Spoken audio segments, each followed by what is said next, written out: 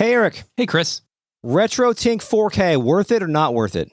That all depends, Chris. It depends on what? It all depends on your skill. Primarily depends on your budget. Like, I am not one, like, I feel bad when I have to buy an appliance that costs $200. I'm like, oh, God, Jesus. Yeah. Retrotink is a very pretty penny, and I didn't spend any pennies for, let's say, the first 6 months of the year to be comfortable with buying one of those. Mm-hmm. And I did. And I can say that it is, this is going to come with a caveat I'll get to at the end, but it is a fantastic upgrade over the Retrotink 5X. Mm-hmm. If you enjoy tinkering with shit and dialing in settings, and you have a TV with HDR capable of blasting out the scan lines with the appropriate amount of light. Cool. However, despite all this, despite Jet Moto 1 looking as best as it can ever be in your eyes, despite God Hand looking wonderful on a 4K OLED, all those settings, all that time, I've spent double-digit hours trying to make every single console, trying to make sure that Cyberlip on Neo Geo looks as best as it can be. I go over to our buddy Mark's house, thanks Mark. You're welcome. Who has an active CRT, and we played, I believe it was Tekken 3 at the time, through composite cable on a CRT, and that still looks better. Like, your shittiest CRT is still going to look better than a Retrotink 4K, in my opinion, if you have access to one. Cool, I guess. I think that's cool. I don't know if that's cool. I saw that and I was kind of like, well, okay, I did it. I got a Retrotink 4K. Now I can finally sleep at night knowing that I'm looking at the best image possible on an OLED. Yeah. However, man, I miss that CRT. You do? I do. He does. So what I'm saying is, most people, I would say 99% of people are going to be fine with the Retrotink 5X. I think I'm fine with the Retrotink 5X. Yeah. Unless you have a psychotic level investment on image quality, I don't know that it's necessary. Well, thanks, Eric. Would you like to hear some hot sounds I've recorded? You mean hot sounds I recorded?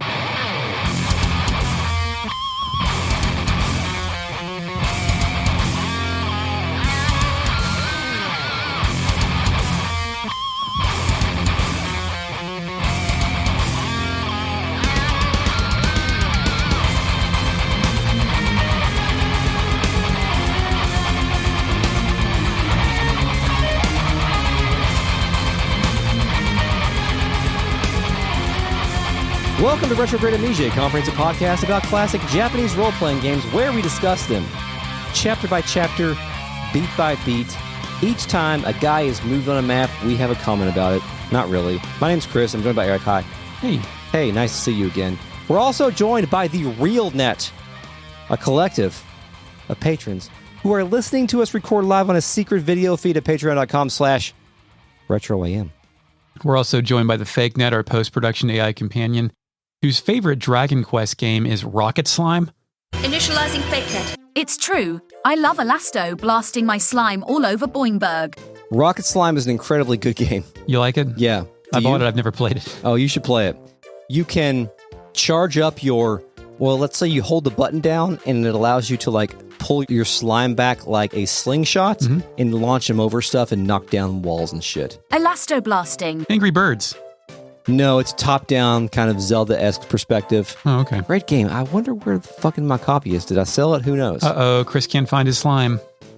We can find the walled city of Yardrow. Oh, you mean Yardrow Fort City. Reminds me of Yardrat, the place where Goku learned how to teleport. Yardrat? Yardrat. Yardrat. I'm not going to investigate that. Run past through the plain plays, and we're rotating around a flat open field. There's also some kind of wooden fortification tower off to one side. Two a-holes are out here chatting. Oh, yeah, there are two folks in white garb. Someone identified as Outland Mage is pissed. Is this the same Outland Mage as earlier? Yes, exotic wizard. Are you blind to the treason of your words, Rafa? Rafa, the lady he's speaking to in return, is also pissed. Me, it is you who cannot see. He uses us, Mirage. We are instruments of murder to him, not more. To stay would be to live out our days as the Grand Duke's cat's paws. Killing so he might keep his own hands clean. Come, let us run away together while we still yet can. What's his name? Mirage. Mirage. M-A-R-A-C-H. Initializing fake net. It's pronounced Marek. Eric will pronounce this wrong for at least the next 2 episodes. Retrograde Amnesia regrets the error and the Eric. I'm sorry. What do you got? I have Mark. I have Malik, which is pretty close to Mark. It's all right. L-R, who can say? So I like how Tactics is once again showcasing endless examples of how the upper class is just ruining everything for everyone. Mm-hmm. Rafa is also the first person I've seen in this game with a head wrap. Keffia, I don't know, is that correct? I'm too white. I don't know. Okay, yeah, I'm just saying we're getting all this is still in the 90s, so it's is this like Street Fighter 2 levels of? We're just getting cultural stereotypes being implemented injected in for the sake of it. Yeah, maybe. These characters have a very specific past, so maybe they're part from another area. It's possible. Mirage, the aforementioned Outland Mage, has a retort. Have you forgotten who it was who saved us when we had lost our parents to the war? Grand Duke Barrington opened his hearts and home to both of us. You would repay that kindness now with treachery? We owe him a debt of allegiance. We'd have died a beggar's death were it not for him. A beggar's death. Chris, if someone you admire transitions into being a dickhead or reveals they were always one, is it fair to forget the good and cool things they did? It's not fair to forget the good and cool things they did. It is best to take things in stride and remember the good times and fuck the bad times. I think it's something you alluded to in a conversation, I think at the Ren Fair, but it's like, yes, I believed Louis was one of the best and most empathetic and important shows of its time, and now it's all shit, ? There's a level of nuance that you have to apply there. I say that about Louis because Louis is a really good TV show, and so much of it is a reflection of Louis C.K. Yeah. And Louis C.K., as we've discussed, is gross and I don't think apologetic or remorseful. Not to the level of satisfaction that most people need. Yeah, and so that invalidates the show for me. I mean, you can have a different opinion, but it does for me. Plus, I don't even think you can find it anymore. Goddamn, these two are really going at it. Rafa cuts a promo. Feed us he did, Mirage, but we were supped on lies. I know the truth of it now. It was the Grand Duke himself who set fire to our village, his hands hidden by the smoke of war. And do you know why? Why he killed everyone we ever knew? It was for our gifts. You and I possess power, and power is all that he craves. He burnt down our entire village that he might claim the sacred power of our mantras for his own. Opened his heart, you say? The man is not possessed of one. It is you who need to open your eyes, Mirage. A quick inventory. Grand Duke Barrington, what side is that? I think he is on the northern side, but I don't think we know that at this point. I don't know if he's been brought up, or maybe he was at the council of fucked up guys that we saw at the beginning of chapter 3. I think this is I don't think so. But like Grand Duke to me seems better than Duke. Yes. So does he outrank Larg and Goltana? Oh, I don't know. As far as dukedom? I don't know. I don't know. It's interesting. Well, I mean, there are like, the kingdoms are shattered right now, so there could be multiple competing titles. Oh, good point. How did Rafa reference her and her brother's skills? Sacred power? Sacred power. Sacred power. Okay. He burned a village to get my heaven skill and your hell skill. No, it didn't delineate them like that. It was just our sacred powers. Okay. Which prompts my next question. Are these two super mutants with magic powers, or do they just have zodiac stones? I think they're super mutants with magic powers. I don't know what the basis for that is, or like what the origin of their powers is. Are they innate? Were they born this way? I'm not sure. Chris, Rafa appears to channel Garth in Wayne's World, begging Wayne to only live in the now. She only believes in what you can see right now, not what you felt before. Is that true? Must you live in the present, or should you consider the past? I think in her case, or in their case, they should be living in the present because new information has come to light, and they believe that or at least Rafa believes that Sir Barristan, what's his name? Barrington. Sir Barristan. Barrington burned down their whole village. Whereas I don't know if we've learned this yet, but we find out at some point that he adopted them, when the reality is he killed their whole village and took them for their powers. Yeah, and just kind of misled them until they figured it out. Yeah. Well, Mirage steps up and punches Rafa in the face. Yeah, it's a nice slap. Telling her, I'll not abide your ill-mannered tongue. Do you ever tell your children that you'll not abide their ill-mannered tongue? Not the hitting, obviously, but the condemnation of their thoughts and beliefs. I have condemned, maybe not their thoughts and beliefs, but I've condemned their actions. The words that come out of their mouths sometimes. Rafa winces, but then stands tall and looks her brother in the eye. Let's descend to another level of hell, Chris, as Rafa tells him, you know, don't you? You know of the thing he did to me. You are my brother. You know of this, and yet even you... Mirage cuts her off before we can learn exactly what happened. He says, speak not another word. You stir a rage in me, Rafa. I am your brother and your elder, and I will not have you question me. So that was kind of leaning in towards something dark and sinister. I know, that's what I thought too. I thought, like, was she sexually assaulted or something? We do get a better reference on that later. Okay. Then someone called Riovanes Ninja rolls in and tells Mirage that the heretic Ramza is almost here. Mirage is ready. He says, I'm well aware and long since made prepared. Then Ramza appears on the map and Rafa runs through the doorway and immediately begs for his aid. Objective, protect Rafa, commence. Let's do it. Some summoners have rolled in the interim there. It is, so mostly ninjas and summoners. I missed the battle objective screen, so I was ill-advised on how to approach this because I have battle begin, defeat all ninja, kill Malik, no save Rafa. No, yep. I thought that all I had to do was defeat Malik, or what's his name? Mirage. Marek. I thought I had to defeat Mirage only, but that is actually not the case. The ninja hop on walls and throw magic shurikens at me. Lester returns fire with fireballs. Their summoners and ninjas are running me amok. Rafa seems to be a pacifist. She's great at staying in the corner and doing nothing while my guys get log jammed in the door. Love getting log jammed in the door. By the way, in terms of character class, at least in my game, I have yours later. Rafa is a Heaven Knight and Malik is a Hell Knight. I have those when they join. Okay. Spoilers. Yeah. I was not prepared for this battle. I just kind of rushed in after Malik with Hornston and Lester because I thought that all I had to do was take down. Beat his ass. So I have my note here is Hornst, the last man standing, finished him off with a jump for 110 damage. I barely squeaked by this battle. Never mind, I have to beat them all I lost. Second time around, though, for some reason, Rafa actually did something. She stopped running around. Maybe because I healed her and she was no longer grateful. Scared or whatever. Do you think Mirage punching her made her hit points go down? Surely the game's not that nuanced, right? I don't think so. Not really sure. I'm not really sure what the factors were. She did a spell called Asura. What did it do? Who knows? Did it have a wrath? A wrath? Asura's wrath. No. Yep. Later, she did Heaven Thunder, which seemed to do some damage. I figured this out later, but both of these characters have skills that will attack an area of tiles, whether or not the tiles are occupied by characters or not. And they have a chance to go off a certain amount of times in there. And they may or may not hit somebody because it's random which tiles they hit. So it could do a lot of damage, it could do very little damage. It just depends on how it rolls. What's your damage, boy? Yep. One of the summoners did Titan, which is a summon skill where it summons a giant Titan, and I thought it was going to crash my emulated PlayStation because the frame rate dropped like 7. Yeah, in my game, the hack that I applied to that I patched for my version to make the spells not slow it down didn't work. Yeah. A tactic that would prove to be useful in multiple battles from here on out, Lester stole the heart of a lady summoner. And once you steal the hearts of lady summoners, they start summoning on the other team, and it really helps you out. Even if they don't get those summons off, it creates a distraction for the enemy and allows you to do some stuff. Heart-softening theme. Heart-softening theme plays. And also Malik did a move.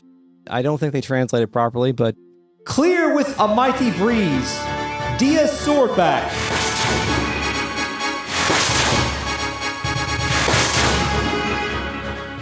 Dia's swordback. Dia's swordback. Dia's swordback. The fuck does that mean? I don't know. I think it's just a random conglomeration of words. Got some battle dialogue? Midway through, Ramza recognizes Mirage. He says, "You're the man from Dorter. Did you not say you'd await my coming at Riovanes?" Chris, do you recall that? Because I kind of don't. Yeah, we talked about it last episode. He was the exotic wizard who said... the Island Mage. He was the one who asked if we had read the book. Oh, with that little cutscene. Yeah. Okay, that's right. Mirage replies, "I did, but delivered the Grand Duke's message as asks. I do not need the Templarit's sword to slay some petty knight apprentice." Later on in the battle, a ninja stops to ask Mirage a question. The ninja says, "What is the meaning of this, Mirage? Has Rafa betrayed us?" These are fun things to ask your boss in the middle of a fight. Anyway, Mirage replies, "Pay my sister no heed. I will put an end to her defiance. The only slang you need concern yourself with is Ramza's, leave Rafa to me." Chris, this is not enough of an explanation for our woke ninja, who then asks, "But how will you explain her death to Grand Duke Barrington?" Mirage can't believe that shit. He says, "Did I not just tell you that is none of your concern? Breathe word of any of this to the Grand Duke, and that breath will be your last." Now it's Ramza who can't believe this shit. He says, "That girl's his sister. He would kill his own kin." This is fucked up, man. Yeah, what is the point of that? Is it just that Mirage is going so nuts that his own guys are even like, "Dude, that's your sister"? Yeah, I think you're right. We've been saying this a lot, but he's lost in the sauce. I was going to say, this, to me, it screams like this is very out of character for you, Mirage. Yeah. Anything else before we kill his ass dead? Let's kill his ass dead. Congratulations, you're a winner. You're the winner of the battle. And you got 2,000 gil, a Yagyu Darkness, I think the strongest type of shuriken in the game, and also holy water, something I've seen at church before. I've seen that in Castlevania. When he's dying, or defeated, the loser, Mirage, says, "Damn it, did the gods favor a heretic over me?" Yes. He then teleports away. It's also funny that if you kill him, you still have to kill the rest of his boys to win the battle. Yeah, that really messed me up Yeah. because I thought I was going to win and I had to reset. Yardrow Post-Battle music Heroes theme plays and Rafa is sitting in a darkened alley, maybe a fucked up house. She's having a chat with Ramza. I think we're in a basement with maps on the wall and sword holders. Okay, that's good. You know, like you go in the basement and you have a map on the wall so you Yeah. can plan your next I've seen your basement. It's a map of gamer zone. Blizzard Beach. I don't think I've seen Ramza sprite sitting on a step with his arms hung over his knees before. That's interesting. Rafa opens with, Grand Duke Barrington has eyes for one thing, the throne of Ivalice. They call him king already, king of the forge. He fashions ever a more stronger arms, and trains mages enough for all the realm. They call him Weapon King for making strong weapons and training many wizards. They fucking call him Weapon King. Yeah. Come on, dude. Weapon King, the sequel to Weapon Lord. Visual Concepts Weapon Lord? Yeah, the game where you hold the button and do the joystick command. It's weird. From the makers of WWE 2K24. Sure. Chris, is Final Fantasy Tactics now a Game of Thrones? It's been a Game of Thrones for a while.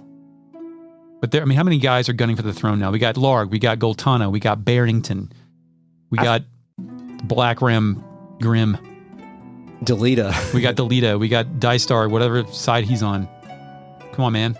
It is a Game of Thrones, but also in parallel, there's also a church overlord plot going on. Oh, yeah, shit. And I don't think they care about the thrones. They only care about the thrones of God. Church Overlord. That fucked me up. The thrones of God. Ramza replies with more ominous lore. Yeah. His actions are guided from the shadows. There are others, men who promise to eliminate the Dukes Larg and Goltana and dub the Grand Duke Regent.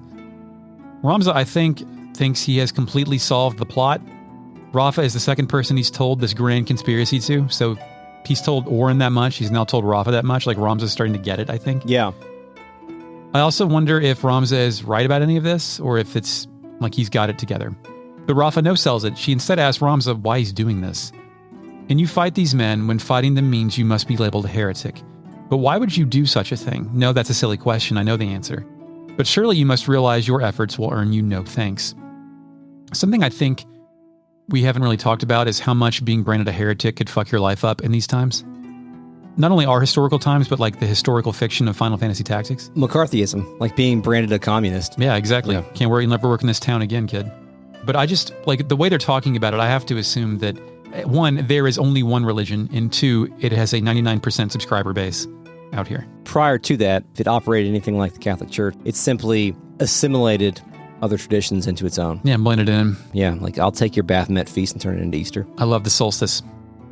I guess this is commentary on why things never change and why entropy is inevitable when people believe that one person is not enough to change an entire system. Does your vote matter, Chris? Does my vote matter? No. Locally, yes. Nationally, absolutely not. Yeah. Ramza gives her a bullshit answer. I do not fight for gratitude. I am a Beowulf. I fight for the honor of my name. I fight for my Ballbanes.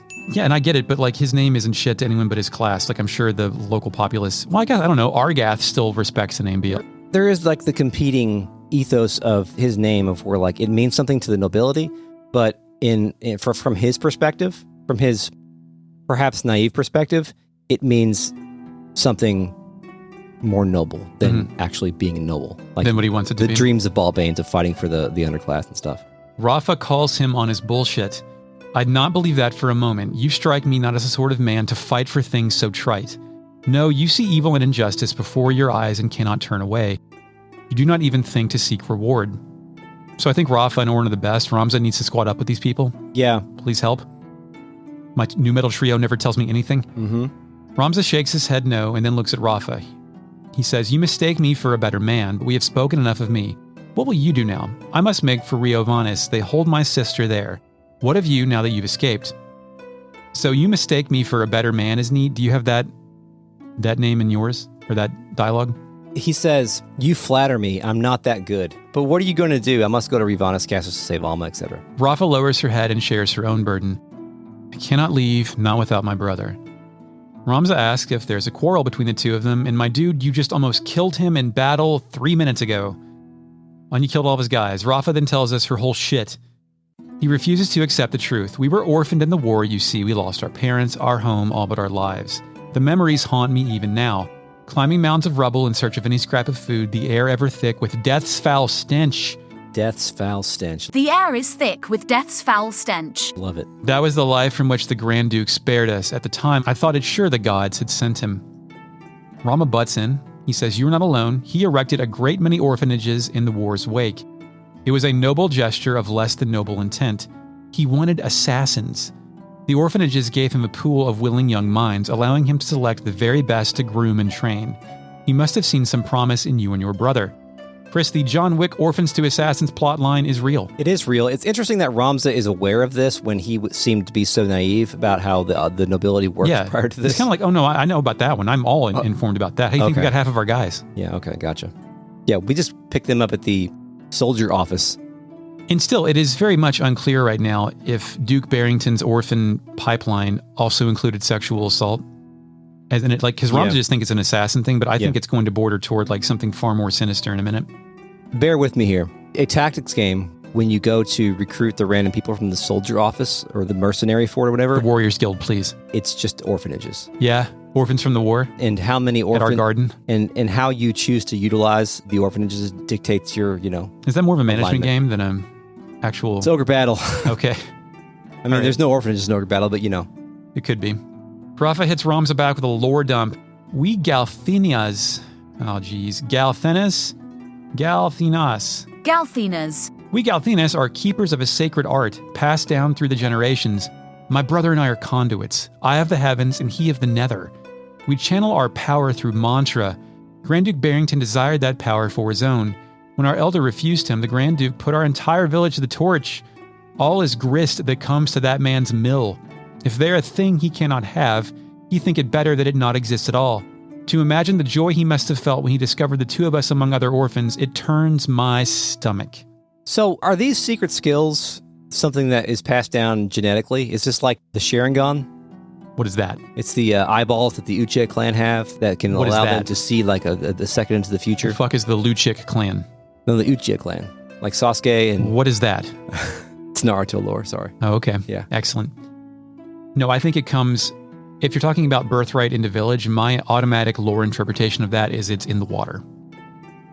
It's in the water. Okay, interesting. There are some interesting things in Naruto lore where there were certain clans that were more susceptible to genetic, I guess, mutations where they would have special eyeballs that would allow them to see things differently. Special eyeballs. Yeah.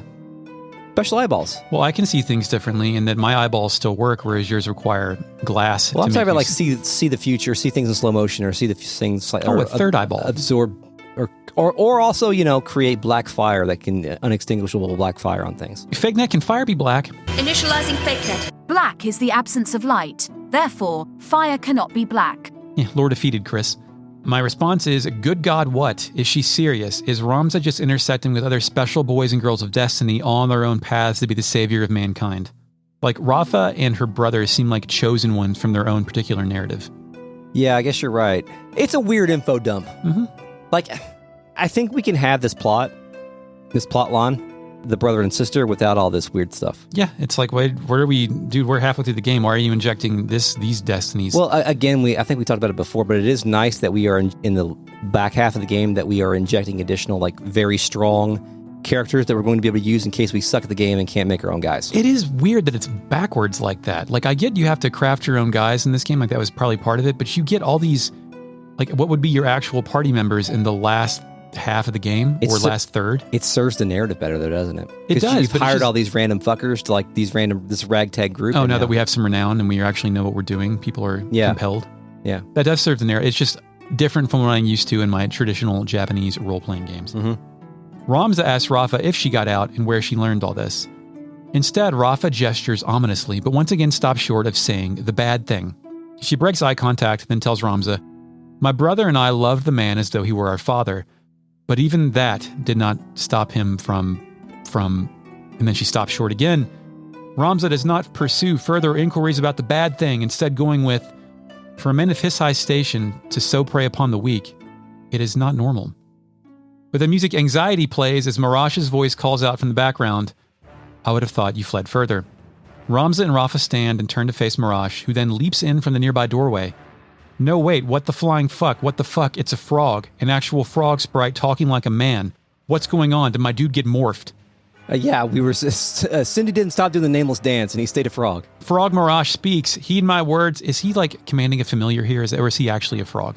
I think it's like the snails from One Piece. Oh yeah, the snails from One Piece. I definitely know what you're talking about. Where the snails are just telephones. That's disgusting. That disgusts me. Why? Snails are fucking slime. Do they leave a residue all over? There's secretions all over kinds of shit. You don't have to put them on your head. You just. How do you hear them otherwise? They're just intercoms. They have speakerphone on your snail? You can attach a thing to it. Fucking mollusks, dude. Get that shit out of here. Leave that in the fucking ocean and the other monster soup. Ugh. Well, there are oceans in One Piece. Dude, I fucking hate snails. Oh my god, people who eat that shit. I think you're right, though. I think he's like, you can put a secret familiar message in a familiar. It's part of his hell skill, Eric. Frog Mirage speaks. Heed my words, heretic. Spare no haste on your way to Riovanes. Tarry here, and you will next meet your sister in the afterlife. Tarrying again. I love tarrying. Ramza no-sells Mirage being a talking fucking frog now and tells, like, this is just normal. It's a regular thing to happen. Harm a hair on her head, and I'll have you there for company. Mirage continues with more threats. You will accompany Ramza. Run, and the death of his sister hangs on your shoulders. Rafa continues to be offended by her insane brother frog. You play a craven game, Mirage. This has naught to do with them. Mirage Frog once again retorts, I play no game. I trust you know what awaits you should you try my patience any longer. The frog ribbits. Its mouth moves, then it blows up in a fantastic explosion of gold light. I love Explode Frog. I love when things blow up. Especially on the PlayStation for some reason. Yeah, especially people. Maybe it's better if it's not explained. Maybe it's better if Tactics just has talking frog brother shit and has no tangible explanation. Like the black materia chilling at Icicle Inn in Final Fantasy VII. Fuck it, who cares? Talking frog brother shit. Yeah. Rafa tells Ramza they have to head to Riovanes. Ramza apologizes to Rafa for pulling her into this mess. Rafa tells Ramza, you didn't. This madness is none of your doing.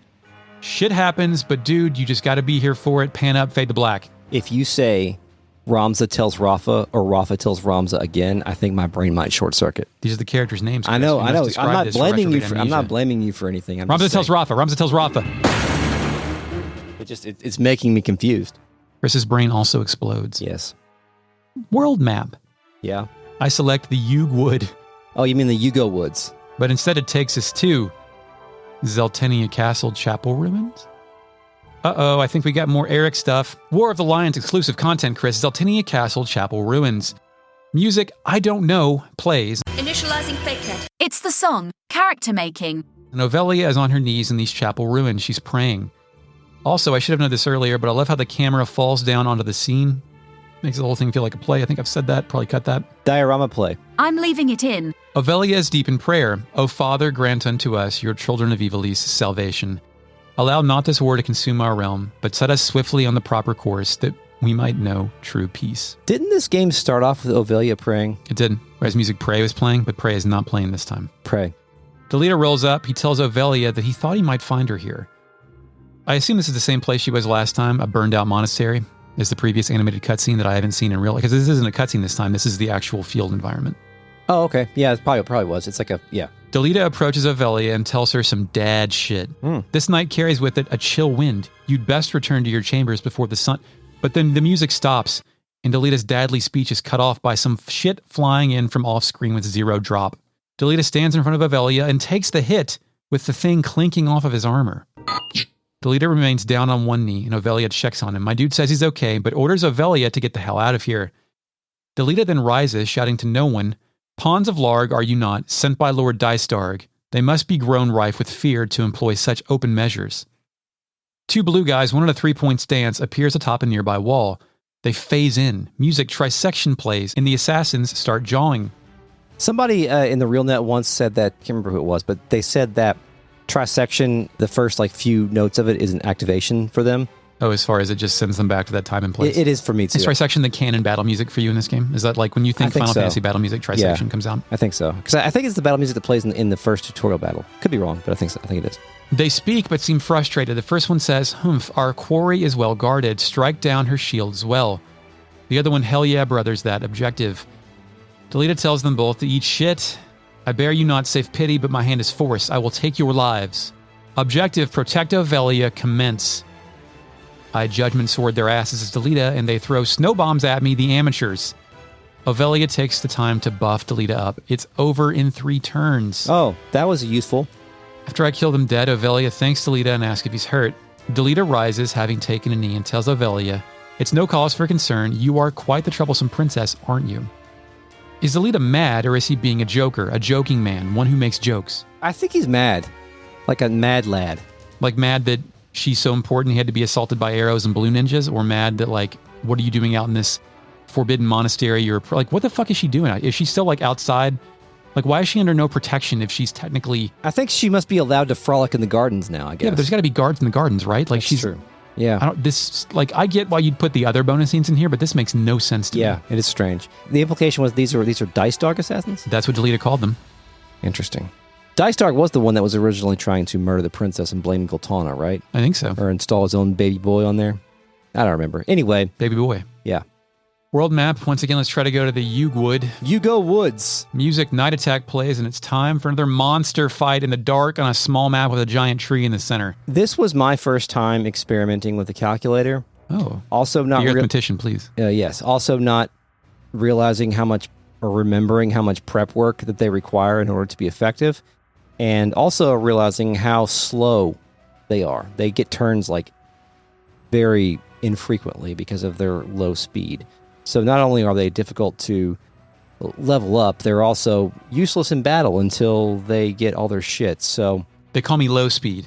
I decided that, at least for now, that the calculator is not in the cards for me. I've already experienced the glory of a calculator in the last time I played this game, so I decided to retire that for now. Maybe I'll come back to it. No calculators. My days of casting Holy on every character on the map and then mimicking it with a mime after that and then casting Holy again on everyone on the map except for one character and then winning the battle in one turn, those days are over. The infinite time of youth. Yes.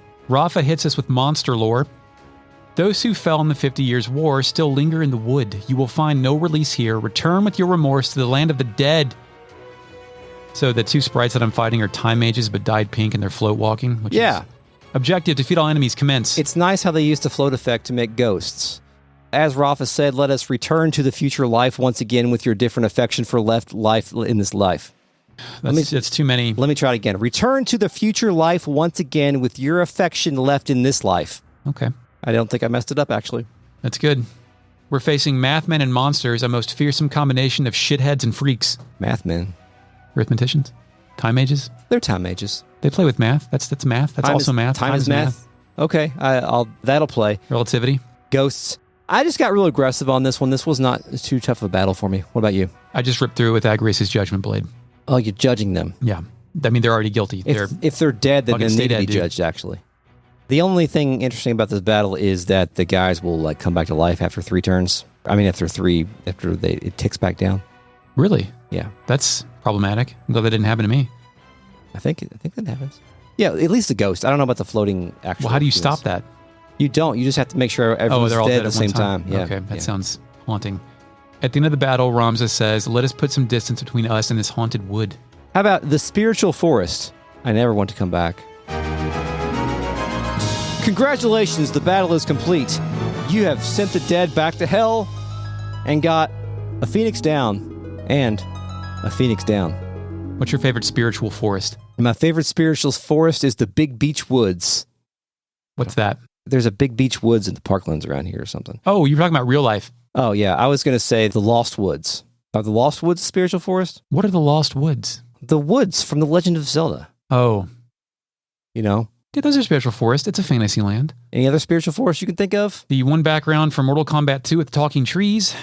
Yeah. And my second rank is Makalani Woods, Final Fantasy X. Or the forest of Makalani, something Makalani. We're on the roots and the trees frolicking around. Yeah. It's dark. Okay. World map. Yeah, world map. You want to go to Riovanes Castle next? No party selection, music, Holy Angelus theme, parentheses, Saint Ajora, and parentheses plays, and we're in a Stone Lodge-ass conference room. It's either dawn or dusk with the barred window showcasing a smooth pink to yellow gradient. Grand Duke Barrington, protected by 2 knights, sits at his villain table. Wiegraf and Fulmarv enter the room. Candles flicker on the table as they sit inside. One note on Mr. Barrington. He's got what I would describe as a sloppy turkey leg look. Ew. Like he looks like he's probably eats turkey legs and has the gluttony. His man wipe his face, you know?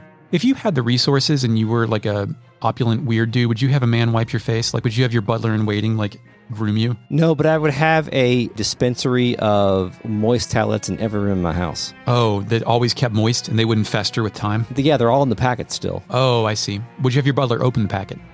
Yes. And like present it to you on like a Yes. serving dish? Yes. Here's your moist towelette, sir. Yes. I would and then pay- you take one, you eat it, and Yes. get you a new one? Also, I would pay my butler a good wage. Yeah.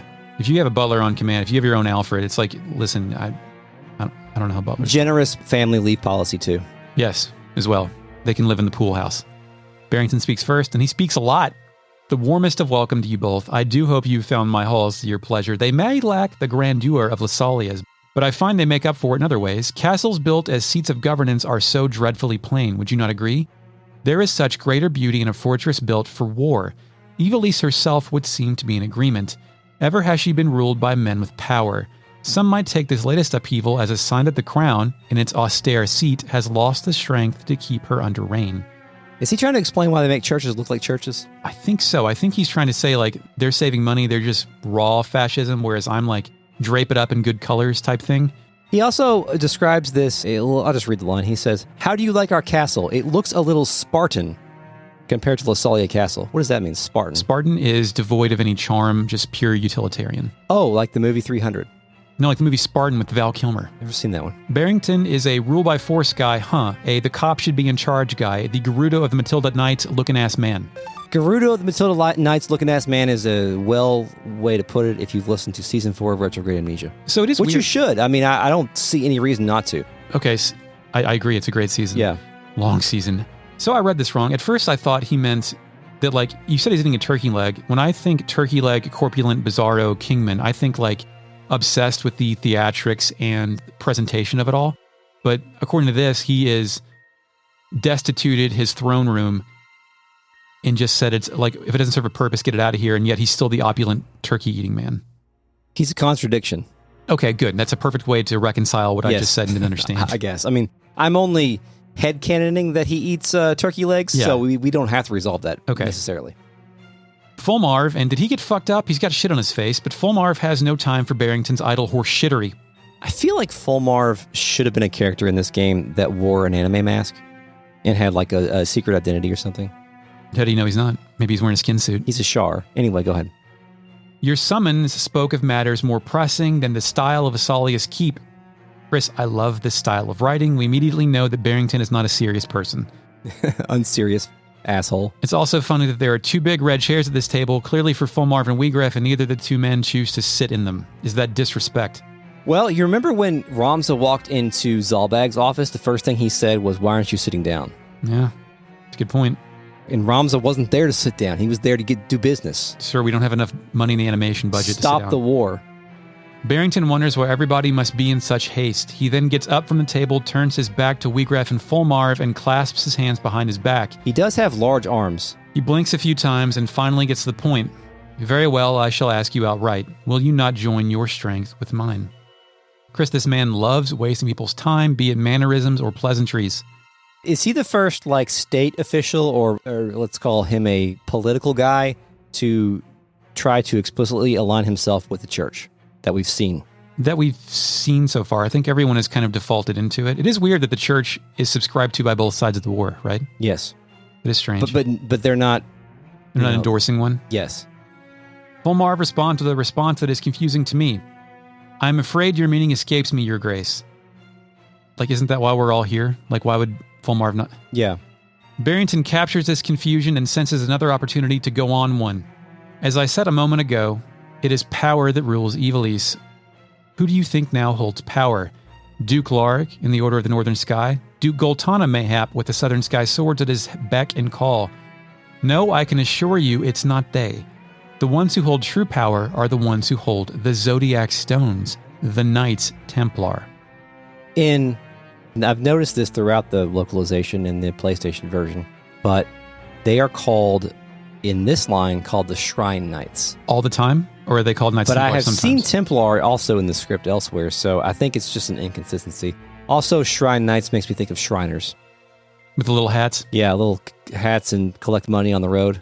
What upsets me about the Shriners, and there's many things to do, but like the Shriner hospitals that are around here, have like a Paul Bunyan-sized Shriner statue out front that freaks me out at every single one of them. At one point, I was curious about like what is the origin of the Shriners, and I didn't get too far into my research, but I did learn that it is simply a fraternal organization. Yeah, that raises money for charity and wears hats that will probably be out of taste within 5 to 10 years. I don't know. You think they're going to be grandfathered in for life? Do you think that the Shriners recruit new blood, or do they have to wait till more old guys join? It's always old guys, isn't it? I didn't think about that. Like once we're old, we're going to have. I mean, like, do we join the Shriners? Maybe. But we might also have developed other things that we do with our lives. You know, I do think as you get older, maybe more of your friends die. You got to have new friends. It's hard to make new friends, and we can't drink at the bar, so let's join the Shriners. That sounds like the pipe. That sounds like the pipeline. All right. Fake Net, why would you join the Shriners? Initializing fakehead. Because they're based on fun, fellowship, and the Masonic principles of brotherly love, relief, and truth. They also have possum races at a secret racetrack in Delaware. So Barrington knows what's up with this shit, how the magic rock havers are the true havers of all the power to have. Yes. Okay. He's more aware than I think Larg and Gultana are of the power of the stones, which is simply he's aware of the existence of like nukes. Okay. When will the rest of these political geniuses realize this as they played the Game of Thrones? I mean, maybe that's the point, is that they never will until it's too late. Too late. And Ramza may be the only one that can stop them. Fulmarv responds, you think of us as the greatest power in Evilise. So Fulmarv and Weegraf are the Knights Templar. Was that a rumor or something that I missed? Are we supposed to know that? Or is that just the context of this conversation? Fulmarv and all of his knights and all of the people that are doing the grunt work for the church are the Knights Templar. Okay. Which is essentially what the Knights Templar were in real life. Does Fulmarv know how the magic rock works? Because, like, if he's not aware, I think he's pretending to be not aware how much power he's sitting on. I think Fulmarv is pretending to be, not aware. Barrington says the stones are said to possess a phenomenal magic with a K. If legend is to be believed, they were responsible for the cataclysm that laid waste to Milan in bygone days. Yeah, we read about that in the Germanic scripture. Chris, do you prefer bygone days to days gone by? God. Bygone days sound more romantic. I think so as well. You know, I feel like there's more sunsets on those. Fulmarv spite laughs as he shoulder chuckles, telling Barrington, ah ha ha ha. Oh, I forgive me. I forget myself. It's just, I would never have expected a man like yourself to believe in such utter horseshit. He says fantasy, not horseshit. That's editorializing. I apologize. Yes. He says fairy tales in mine. But like, Barrington's right. And Fulmarv is just pretending he's crazy. He's gaslighting him? I think so, yeah. Barrington is nobody. Oh, yeah. To Vormav, or Fulmarv. Fulmarv. And Full man. That's the one that messes me up the most, because I'm like, who's he talking about? Should we just start saying them? Is it like a first and last name? Fulmarv, Vormarv? Yeah, maybe. Barrington can't believe this shit. You mean to tell me that you do not? Curious, I had heard the Cardinal's death was somehow connected to the stones. Chris, I have also heard that. Yeah? Fulmarv, Volmarv responds, truly, as I had it, the Cardinal had taken ill. And now here's my next question. Is Fulmarv, Volmarv fucking with Barrington? And he definitely is at this point. Yes. Okay. Yes, absolutely. Because I don't think Isilud knows what happened, but I think Fulmarv does. Yes. Fulmarv is, I think, the highest of any of these Shriners. And he was Delacroix's right-hand man as well. I think he was the manipulator, though. I think he was manipulating Delacroix. He's king shit right now? Because he was simply using Delacroix to get the stone. Or use the stone. I don't know. Barrington then asks an interesting question. Is that so? Might I ask, then, the reason you seek a young Beelv? I can only imagine what he must have done to earn the label of heretic. I think this is the thing where neither man is really saying what they mean, both talking in and around sensitive subjects, so they can either feel the other person out or straight up manipulate them. Vormav is a manipulator, after all. What's interesting is that, like, it seemed like Delacroix was the manipulator in Chapter 2, but in fact, he was one of the subservient, I think. Yeah, it's further revealed to be non-manipulating. Fulmarv defers, invoking plausible deniability. The Inquisitors do not share with us their reasons for their decisions. Oh, we don't question decisions by heresy examiners. Heresy examiners. Heresy examiners. God damn it. Barrington senses his vulnerability as his moment to strike. So, you know nothing at all. How terribly convenient. When Barrington says this, he makes a fist and cups it to his mouth, feigning like a sarcastic, oh my word, hush hush thing. Mm-hmm. Some good animation. Barrington then waves his arms around and continues. Still, I wonder if there could not be some detail you are simply forgetting. Mirage! Fucking Isilud and then Mirage roll in. That's not good. As Isolde immediately begs his father for forgiveness. What? I think Malik has captured Isolde. Okay. So that's right. Okay, so Barrington's dude, Marash Malik, has captured Isolde and brought him in here.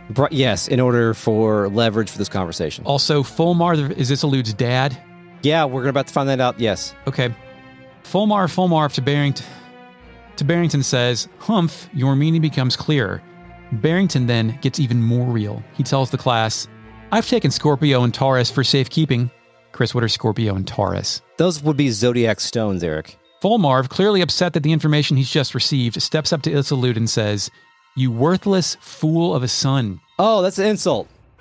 The Final Fantasy Tactics Ye Olde English insults power ranking. And for the record, he just says moron. Moron. Worthless fool of a son is pretty strong. Let's go. And then the violence afterward. Yeah. So, worthless fool of a son. I want to start this one off a little higher, I think.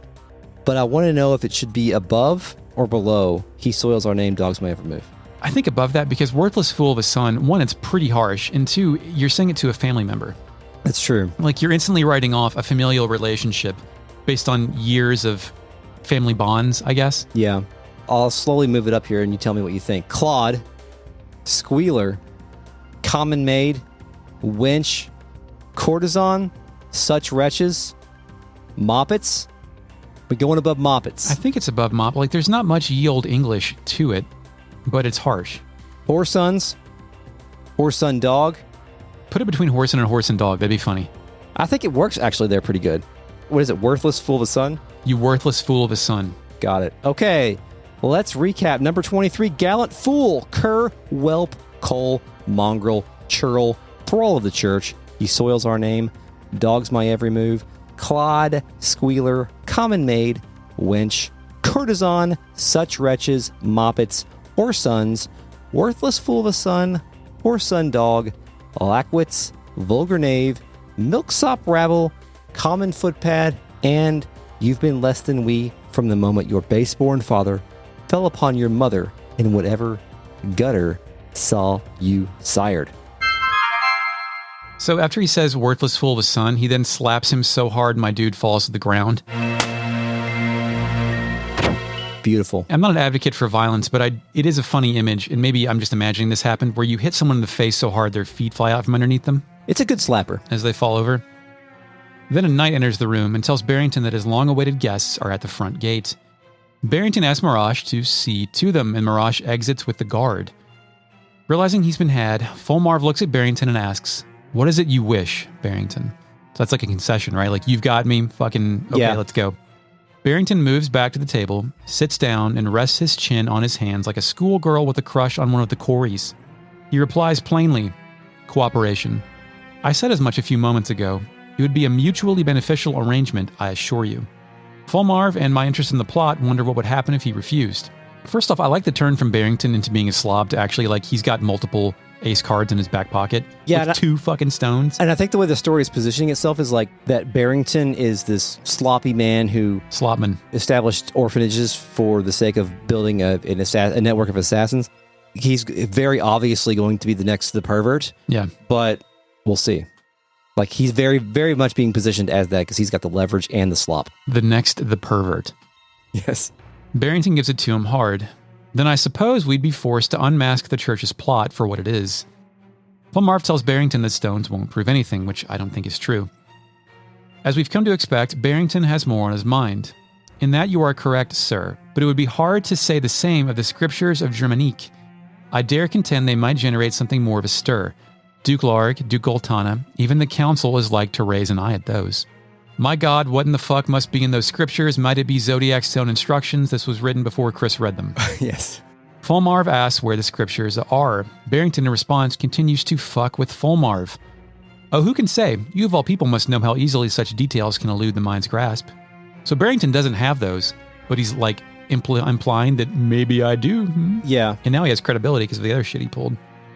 Fulmarv, who I now believe to be panicking, tells Wiegraf to see to the mage who left a moment ago. I shall attend to matters here.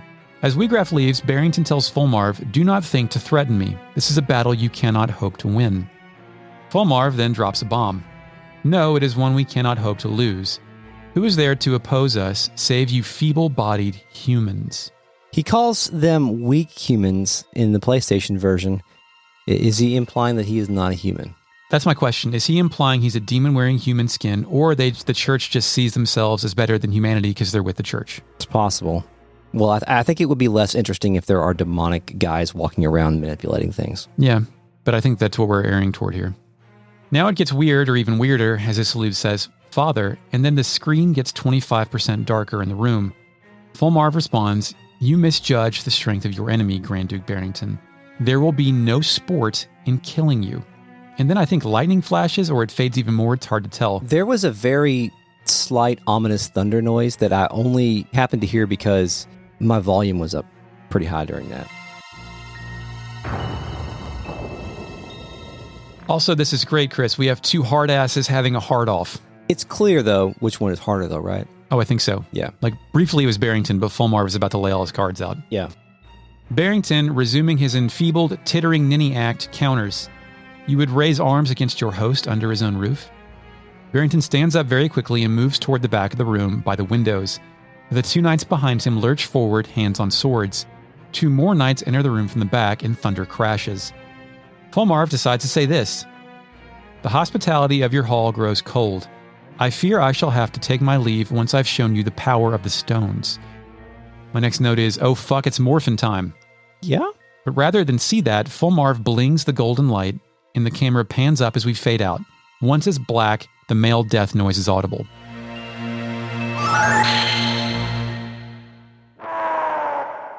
It's beautiful. The game wonders if I'd like to save my data. You sure as hell want to save your data, because we've got some battling to do. I think we've also got some real netting to do. I think so. Save the battle for next time. Initializing RealNet. Hello, RealNet. Nice to see you again. Eric Vanon says, I think it makes sense that Rafa and Malik are fighting like this, as we find out that Rafa went through worse than Malik did. A bit of a golden child / scapegoat relationship, but man, Malik is an absolute asshole here. John Doe says, Malik sounds like a dick. Do we have to help this dipshit? Yep, we do. Sorry. Eventually. I mean, you can... That's kind of the point of a character arc, is where they start off bad, but then through realization and understanding become good, actually. Yeah. John Doe says, in games that use units to establish field advantage, stealing units is often the most powerful thing you can do. Because it's actually a 2-unit swing, they lose 1, you gain 1. Yeah, that's why Charm and Invitation are so good. We'll talk more about that later. Shy Guy 32 says it's talking about Dia's swordback. Says it's probably an abbreviation of Rafa's diamond sword, which is called the adamantine blade in the World of Light transfer. The diamond cutter? Diamond Dallas Page? What? I said, what's World of Light? What is that? World of Light? That sounds like a Final Fantasy mobile game spinoff. I have no idea. Whenever I see WOTL, War of the Lions, I want to say, my brain just goes to World of Light. Is that the Super Smash Brothers Ultimate Subspace Emissary campaign? Yeah. Super Smash Brothers Adventure Mode World of Light. That's it. Okay, that's why I'm doing it. Smash Ultimate. I've never played that. It's not bad. Yeah, but is it good? It's not bad. Eric Fernandez says, of course, there is only one religion. The other religion we hear about, Rafa's, was genocided out of existence. How it goes. Maybe that was like a crusade. John Doe says, LOL, how the fuck did Ramza hear about the Sword King's, I think you mean Weapon King, assassin orphanage system? Like, the idea that Ramza knows anything about anything is always surprising to me. That's something he could have picked up, just like hearing his brothers mention, oh yeah, that Barrington guy with the assassin orphanage kids, great supply of army recruits. Perhaps they bought like a company of them. When it comes to the recruitment of characters, Shy Guy 32 says, Fire Emblem tends to do something similar. You start out with the protagonist, his posse, and whatever country bumpkins you can recruit. You end up recruiting high-ranking generals and heads of state of both your side and the opposite side by the end of the game. How many people can be persuaded by my Hero of Destiny charisma? Yeah. Eric Vanon has also pointed out that when it comes to these proper named characters joining our party later in the game, with the way this game is structured, once they join your party, they can die then. Yeah. And so that the longer they're not in the party, the more implications on the plot they can have because of the way this game is built. It's like a developmental, organizational risk, but it's interesting. Yeah. Speaking of spiritual forest, John Doe says, I like the Haunted Woods in Final Fantasy VI. Top level music plus Ghost Train. I can't believe it. Can't believe I missed this. Ghost Train's a good Gorillaz song. Eric Fernandez says, it's a good bit that they show this master manipulator smart planner goes against the R site. users only to utterly get wrecked by pure power. Also very funny to have this chapter be a big showdown confrontation with Barrington tied deeply into Rafa's struggles and trauma, only to have it resolved by Fulmarv killing everyone. Them's the breaks. Ramza. Shaga32 also says you can boot story characters out of your party as well. Yeah, you can separate them. We've got to get that dialogue at some point. Yeah, you can kick Agrius out. Do they have unique dialogue for that? Yes. Oh. Well, that's what someone told us in the RealNet at some point. Oh, cool. Okay, yeah, we'll get that. All right, RealNet, thank you for your contributions today to the podcast. We will see you on the next episode of Retrograde Amnesia. This episode was recorded on June 14th, 2024. Thank you, Mark, Shepard. for the intro music. Hey, it was my pleasure, Chris. As a matter of fact, I have a new version for you right now, just hot off the presses. It goes... That should be the new intro. And thank you, WorldSyn, for the podcast artwork. You can find us on Twitter at RetroAmnesiaPod, email podcast@retrogradeamnesia.com, or support us on Patreon at patreon.com/retroam and get access to early access episodes. Access to early access. Run it back. Run it back and get more episodes of other RPGs like Parasite Eve and Terranigma and Star Ocean, etc. Until next time, Eric. Kill your God. Yeah, you should just kill God. Just God. Okay. Just God. Yep. And now you may go back to sleep.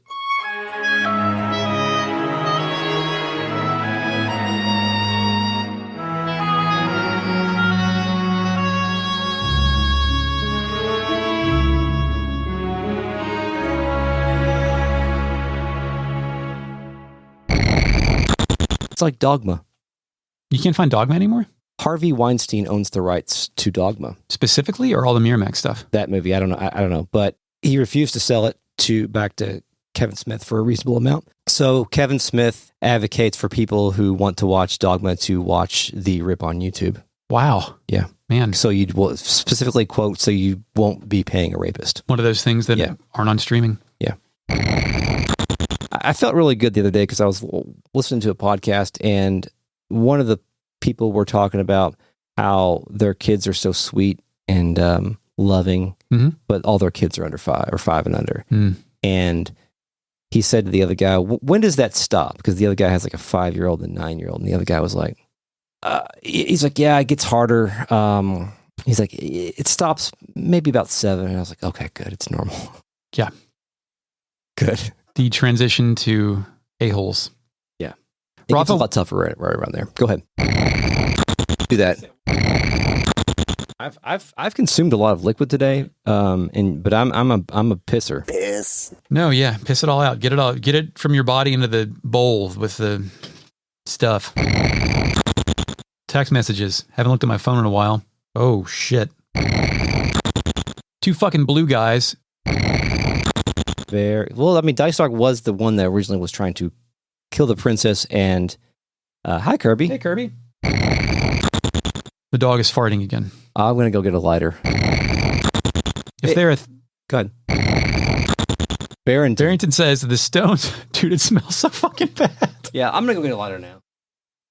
I think you mean candle, not a lighter, but whatever. Well, I have a candle. Oh. Playtime's over!